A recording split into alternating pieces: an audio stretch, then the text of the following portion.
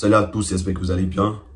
Suite à un commentaire exécrable que j'ai reçu suite à la vidéo que j'ai faite concernant la polémique qu'a lancé M. Samuel Eto'o par rapport à Thierry Henry. Voilà, la vidéo est disponible sur ma chaîne que vous pouvez consulter tranquillement. Voilà, donc suite à cette vidéo, il y a reçu un commentaire assez exécrable. Et franchement, le commentaire est limite raciste. Voilà, donc mais je ne veux pas polémiquer autour de ce commentaire.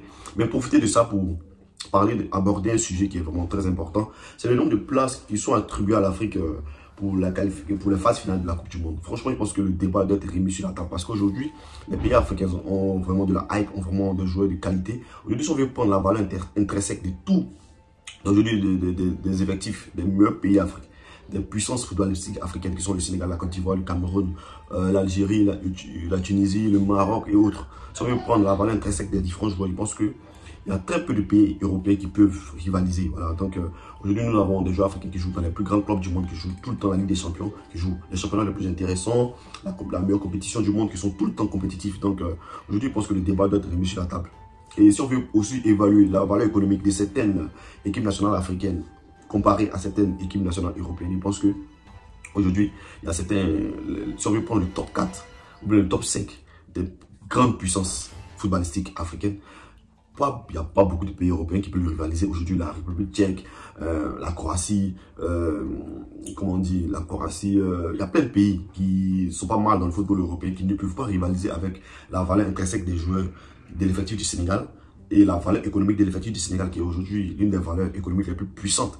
Prenez tout l'effectif du Sénégal, que ce soit Bamba Dieng, Sadio Mané, Kalidou Koulibaly, Idrissa Gana Gueye. Pour tous ces joueurs-là, pléthore de joueurs qui ont une valeur économique assez puissante, qui jouent tout le temps les championnats importants, qui sont importants dans leur club, qui sont importants dans le football mondial. Sadio Mané était deuxième du Ballon d'Or. Donc, franchement, aujourd'hui, l'Afrique n'a rien à envier aux nations européennes. Donc, je pense que le débat doit être remis sur la table afin qu'on trouve une solution pour ouvrir plus les portes aux pays africains. Comment vous pouvez admettre qu'aujourd'hui, la Côte d'Ivoire n'est pas qualifiée pour la Coupe du Monde? Voilà, aujourd'hui, la Côte d'Ivoire a l'un des effectifs les plus puissants au monde. Voilà, déjà avec les joueurs de qualité, Franck Kessié qui ne joue pas la Coupe du Monde, Sébastien Haller qui ne joue pas la Coupe du Monde.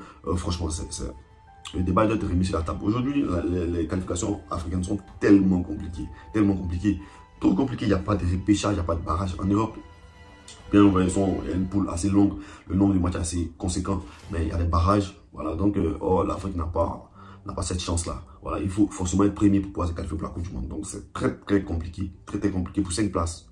Donc, il y a des pays même qui ne participent même pas. Donc, franchement, c'est compliqué.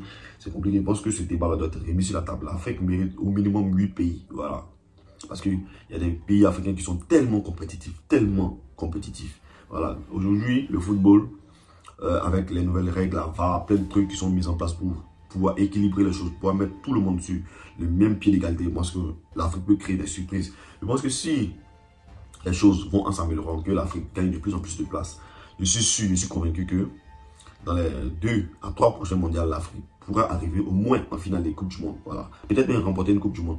Voilà. Parce que si on veut être juste, on veut l'arbitrage est correct, il n'y a pas de problème, il n'y a pas d'avantage, il n'y a pas de ceci, il n'y a pas de cela. Je pense que l'Afrique peut réaliser de bonnes choses. Déjà avant, avec l'ancien système, voilà, l'Afrique est déjà un pays, le Sénégal est déjà arrivé en quart de finale de Coupe du Monde, ou en demi-finale de Coupe du Monde, si je ne me trompe pas. Voilà, en éliminant la France, et trucs comme ça. Donc, je pense que c'est possible pour les Africains d'aller plus loin.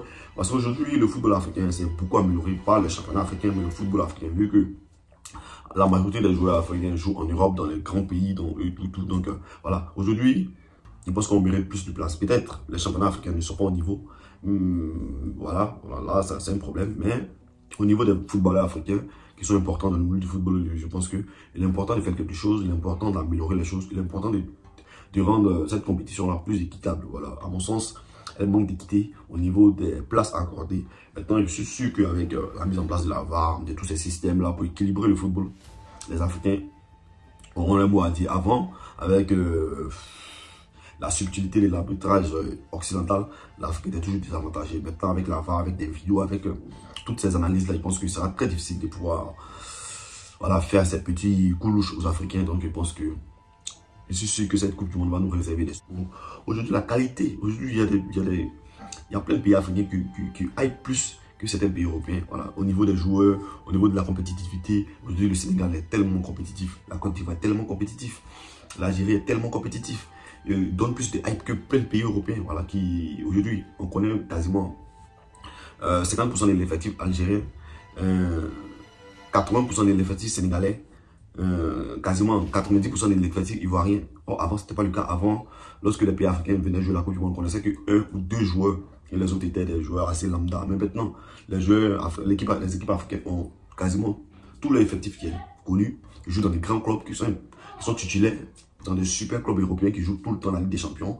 Voilà, il y a d'autres même qui sont ballon d'or, second du ballon d'or. Donc, franchement, je pense qu'il est temps de remettre le débat sur la table et de revoir les choses pour que l'Afrique puisse être à la place qu'elle mérite. Parce qu'aujourd'hui, l'Afrique n'est pas le dernier continent du monde du football. Voilà. Je pense que après, peut-être l'Europe en premier, l'Amérique en second et l'Afrique en troisième position. Et peut-être les 2 autres continents qui sont pour moi les plus faibles. Donc je pense qu'aujourd'hui, l'Afrique mérite cette place-là. Peut-être en Asie, ils ont un bon championnat entre eux là-bas, mais au niveau du football européen, je ne vois pas autant de joueurs asiatiques vraiment s'imposer. Voilà, donc je pense qu'il y a quelque chose qui doit se faire à ce niveau-là pour que les choses puissent changer. Et voilà, donc dites-moi ce que vous en pensez en commentaire. N'hésitez pas à liker, à partager, à vous abonner. Voilà. Les haineux peuvent placer les commentaires, dire tout ce qu'ils veulent. Voilà, je ne veux pas vous bannir.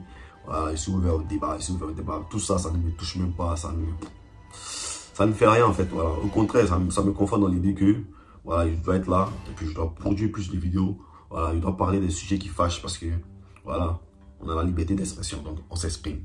C'est l'arithmétique.